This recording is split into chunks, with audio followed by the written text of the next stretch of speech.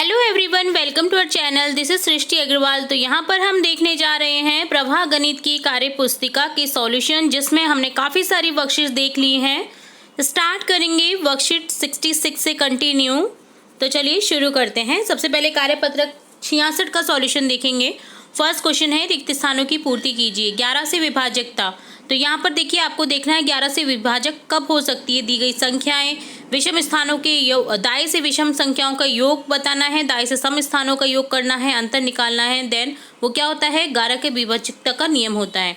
तो जैसे 308 है, विषम संख्याओं का योग 8 और 3 11। दाएं से सम स्थानों के अंक देखिए कौन सा है, 0। तो यहाँ पर 11 - 0 करेंगे तो 11 आंसर होगा। ठीक है, इसी तरह से 1331, 3 + 1 4। इसी तरह से यहाँ पर 3 + 1 4 होगा, 4 - 4 0, अंतर 0 है, ये विभाजित है बिल्कुल। तो इसी तरह से आपको ऐसा करना है, सभी का सॉल्यूशन करना है कि 11 से वो कब विभाजित हो सकता है, उसमें ऐसा क्या जोड़े कि वो 11 से विभाजित हो जाएगा। तो यहाँ पर देखना है आपको, प्रत्येक स्थिति में अंतर 0 या 11 से विभाज्य है, अतः ये सभी संख्या 11 से विभाज्य है। ठीक है, तो देखिए सभी संख्या 11 से विभाजित आ रही हैं, क्योंकि प्रत्येक स्थिति में अंतर ना 0 हो रहा है या 11 से विभाजित संख्या आ रही है। इसका अर्थ क्या है कि ये 11 से विभाजित है। सेकंड क्वेश्चन है, संख्या 1053, यहाँ पर देखिए ब्लैंक दे रखा है 4, 11 से पूर्णतः विभाजित है, तो रिक्त स्थान में कौन सा अंक आएगा। पूर्ण विभाजन के लिए यहाँ पर अंक आएगा 1, जिसके कारण ये 11 से पूरा विभाजित हो जाएगा। संख्या 5772 में कम से कम क्या घटाया जाए कि वो 10 से विभाजित हो जाए, तो 2 घटा दीजिए, तो यहाँ पर 5770 हो जाएगा, जो 10 से विभाजित हो जाएगा। संख्या 6655 में कम से कम क्या जोड़ा जाए कि वो 5 से विभाजित हो जाए, तो 0, क्योंकि ये खुद विभाजित है, तो इसमें अगर 0 भी जोड़ेंगे तब भी कोई अंतर नहीं पड़ेगा संख्या में और विभाजित हो जाएगी। पांचवा क्वेश्चन है, विभाजकता के नियमों के आधार पर जांच करके बताएं। तो आपको बताना है 2 से 3 से 4 से 5 से 7 से 6 से 8 से 9 से 10 से 11 से कि दी गई संख्या ये विभाजित है क्या दी गई संख्याओं की। जैसे 5670 है, वो 2 से विभाजित है, 3 से है, 4 से नहीं है, 5 से है, 6 से है, 8 से नहीं है, 9 से है, 10 से है, 11 से नहीं है। इसी तरह से 8958 2 से है, 3 से है, 4 से नहीं है, 5 से नहीं है, 6 से है, 8 से नहीं है, 9 से नहीं है, 10 से नहीं है और 11 से भी नहीं है। तो इसी तरह आपको सभी संख्याओं का देखना है। तो ये डन होता है कार्यपत्रक 66। अब देखेंगे कार्यपत्रक 67। फर्स्ट क्वेश्चन है, दी गई संख्या की जो गुणज हैं उन पर गोला लगाएं। तो गुणज देखिए, आपको 7 से क्या क्या संख्या डिवाइड हो सकती हैं वो आपको गोला लगानी। जैसे 14, 21, 28, 42, 35। 9 से 18, 27, 36, 45, 63, 81, 90, 99। 12 से 12, 24, 36, 48, 60, 84, 96, 120। इसी तरह से सेकंड क्वेश्चन है, नीचे दी गई संख्याओं के पहले 5 गुणज लिखे। तो पहले 5 गुणज बताने आपको 4, 6, 8, 10, 12, 2 का हो जाएगा, 12 का 24, 36, 48, 60, 72 हो जाएगा, 7 का 14, 21, 28, 35, 42 हो जाएगा, 15 का 30, 45, 60, 75, 90 हो जाएगा। उन संख्याओं पर गोला लगाइए जो दी गई संख्याओं का समान गुणज है। 2 और 3 देखिए समान गुणज, 2 से भी डिवाइड हो सकता है, 3 से भी, 6, 12, 18। इसी तरह से 7 और 9 का 63, 4 और 5 का यहाँ पर है 20।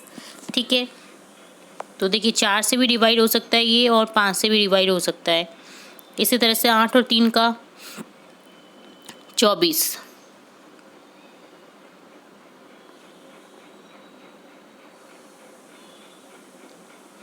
3 7 21, 3 तिया। ठीक है, तो यहाँ पर 3 नम 27 होते हैं, 27 में से 3 गए तो 24। देखिए 24 से डिवाइड होगा ये भी और ये भी होगा। ठीक है, इसी तरह से गोला लगाना है आपको जो 8 से भी डिवाइड हो, 3 से भी डिवाइड हो। तो देखिए 8 से 8 छिके 48, ये 3 से भी है और 3 8 से भी है। इसी तरह से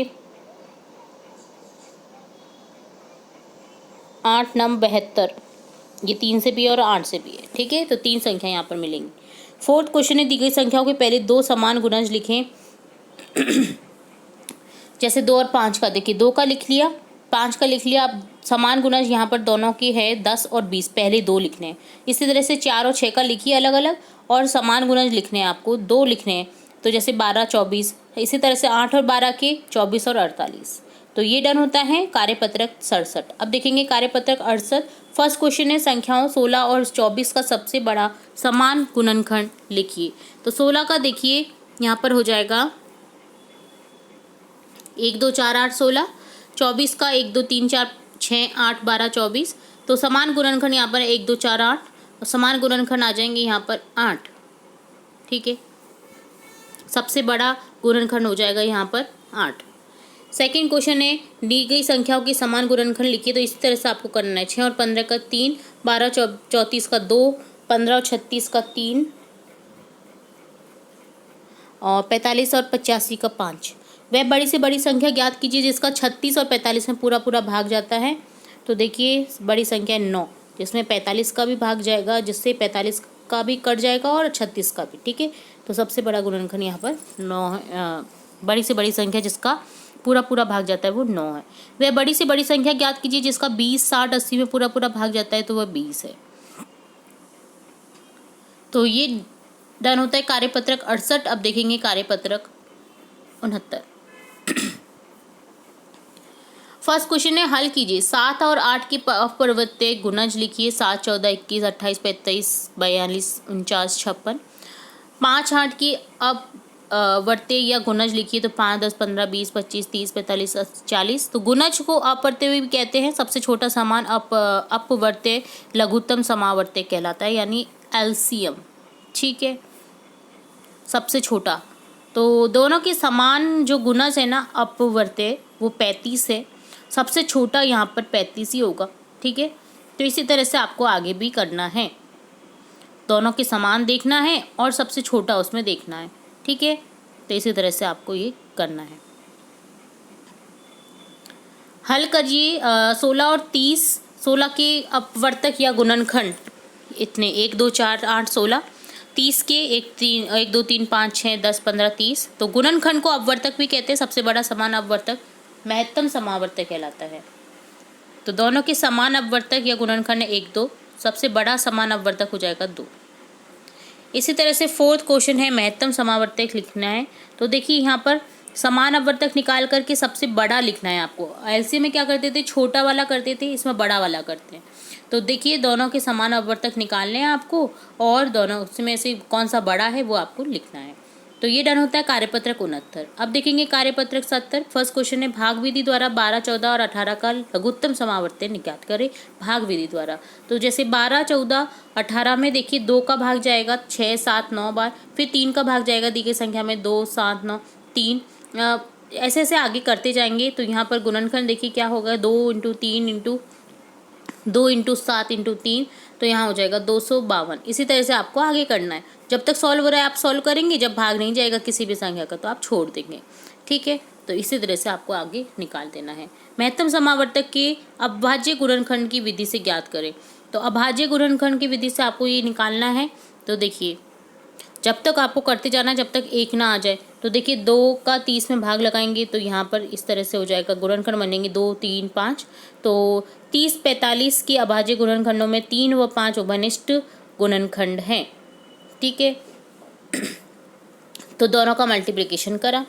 इसी तरह से देखिए दोनों के कॉमन जो है ना वो निकालने होते हैं। तो कॉमन 3 × 5 है ना 30 और 45 का, तो यहाँ पर मल्टीप्लिकेशन कर दिया दोनों का और महत्तम समावर्तक इससे निकल गया 15। तो इसी तरह से 16 और 24 का करना है।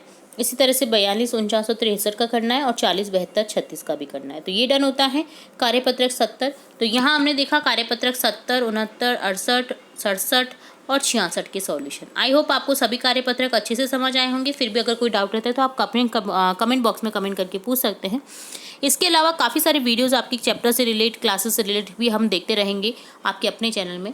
तो जुड़े रहे हमारे चैनल के साथ। वीडियो को पूरा देखने के लिए धन्यवाद।